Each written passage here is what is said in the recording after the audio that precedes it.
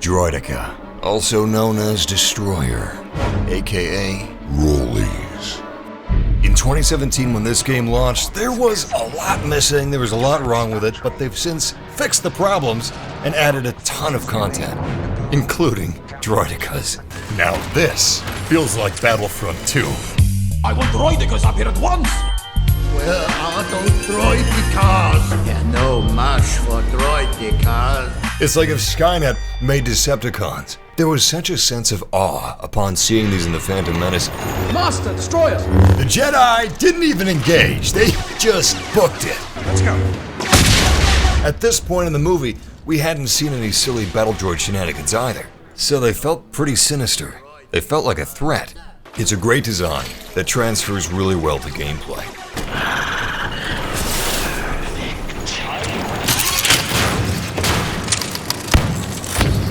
Rolling with the boys. It's majestic. Like you're a force. Like you have a purpose.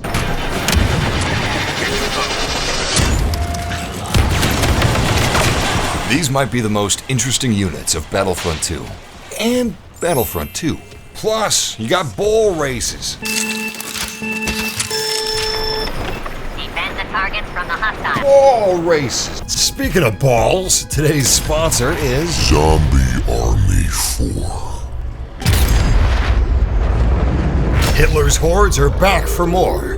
They just don't give up. How many times do we have to teach you this lesson, old man? You can perform bullet surgery on the more delicate areas of Nazi zombies. It's a 4-player co-op zombie shooter made by the developers of Sniper Elite, the series where you can kill Hitler in about 1 million different ways.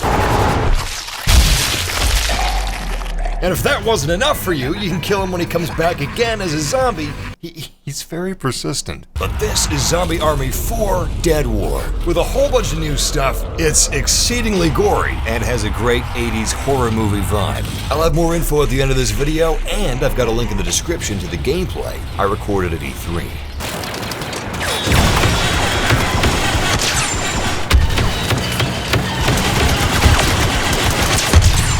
As someone who almost exclusively played as the droids of the Trade Federation, with a good chunk of that time spent as a Droideka, I couldn't be happier about these roly-poly-olies from hell. Battlefront 2 has some awesome units, and the Separatists are certainly diverse, but how many of them can transform with both forms hinging on complementary compromise? These are unique, and what better way to display my love for this unit than a nice, intimate video showcasing what makes these special. In many ways, the Droideka is like a yin-yang. You have the best of both worlds. It's a fast scout and a tanky tank, but it's up to you to find the balance that works. I really enjoy that about them. In ball form, they can't attack, but they're incredibly fast and agile, which makes them perfect for navigating around enemies and objectives. Plus, they're low profile, which makes them easy to hide. And for a really heavy metal ball, they can jump pretty high, so there's plenty of maneuverability to be found. The only caveat is that they can't go in reverse. For a droid this badass, retreat just isn't in their databanks. Their tripod mode is slow, but tanky. The twin blasters are quite effective at close range, especially if you use laser barrage to up your rate of fire. The shield has 360-degree coverage and an incredibly quick cooldown. That might all sound pretty simple and straightforward, but those are just the basics. And this isn't your standard Battlefront unit. There's a lot more here than meets the eye, beyond the fact that it transforms. And it's a little redundant at this point, but the folks at DICE are experts in making seriously impressive, movie-accurate models and textures. Look at the way the material shifts, depending on where the light hits it. It's a beautiful pearlescent effect. Considering how complex the model is, I can't see the animations being any better than this. The legs make proper contact with surfaces, and when you jump, one of the legs acts as a spring. Visually, gameplayably, it's awesome. So why are people saying they're underpowered? Well, at first they don't feel as powerful as a B-2 Super Battle Droid, which, let's be honest, are just B-1 battle droids and cool-looking exoskeletons with wrist rockets and jetpacks, and I have no idea why I said that like it's not enough. But it's true. Droidekas don't feel as powerful or as versatile. You can't play these guys like normal infantry. They're quite slow in offensive tripod form, quite fast in pacifist morph ball form. Transforming between these two forms takes time. That's something you have to adjust to. If you need to escape a firefight, you'll need to account for the second it takes to transform, during which you can't move. And jumping isn't instantaneous because of the spring animation. Again, timing. Your shield isn't terribly strong. Some abilities can one-shot it, and blasters melt it pretty quick. But the cooldown is ridiculously low, with just 6.5 seconds between a depleted shield and using it again. And the shield stays indefinitely, removed only by damage or canceling.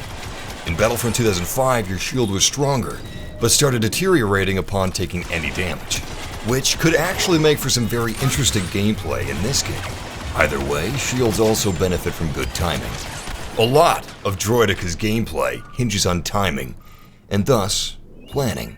The twin blasters can really tear into units at short range, but their damage fall off is steep. Sniping with these guys is pretty dumb. Don't do it. Each blaster bolt is just a signed invitation to come and kill you. Those Jedi are fine! Look how far those Droidekas are. It'd be like getting hit with a pillow. Even though range isn't great, I think it makes sense. If you could tear into ranged targets like you can close quarters, you would be a pretty OP turret, especially if shields got a buff as well. And while Laser Barrage doesn't seem particularly powerful and could use some adjustments, I noticed that there's a bit of splash damage from blaster bolts to blocking heroes.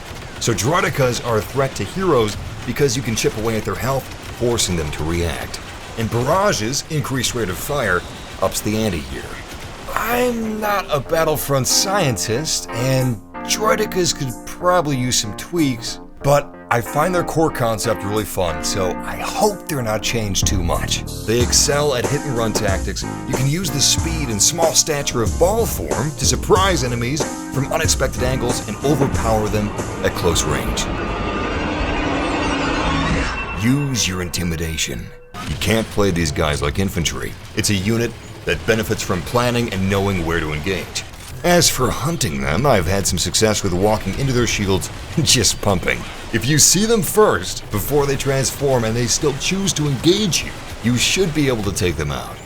Personally, I enjoy the close quarters role it falls into, thanks to damage drop-off. But a proportionate increase in shield power and credit cost might be fun, and maybe even 2005's shield mechanics. It's a fast scout, a powerful tank. It's such an interesting droid in the Star Wars universe, one that I am very happy to have in Star Wars Battlefront 2.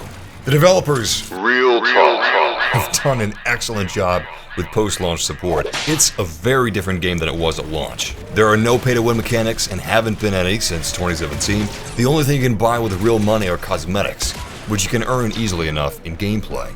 And they've added quite a lot of content, from new heroes to maps like Crate and Geonosis, and new game modes like Capital Supremacy. Extended battles that can travel from ground to ship again. There are 4 Capital Supremacy maps now: Camino, Kashyyyk, Geonosis, and Naboo.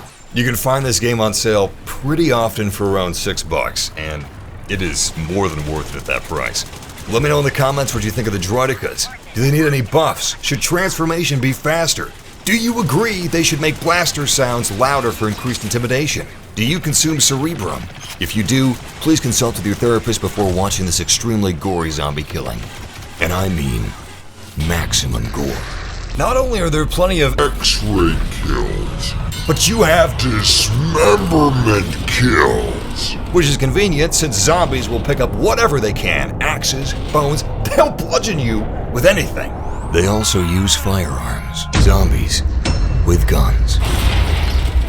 Now, while the developers can't go back in time and add more weapons to World War II, they have added attachments that augment World War II guns with various new gameplay abilities, like lightning bullets. They've added a lot of player progression, and there's a lot of levels to the campaign. It's a 4-player co-op zombie survival game, and personally, that's a genre I can't get enough of. Thanks again to Zombie Army 4 for sponsoring this video. It releases in 2020, and if you'd like to see my gameplay from E3, I've got a link in the description below. If you enjoyed this video, you might enjoy the deep dives you're seeing on screen now. Thanks for watching, and until next time, may the Force be with you, always.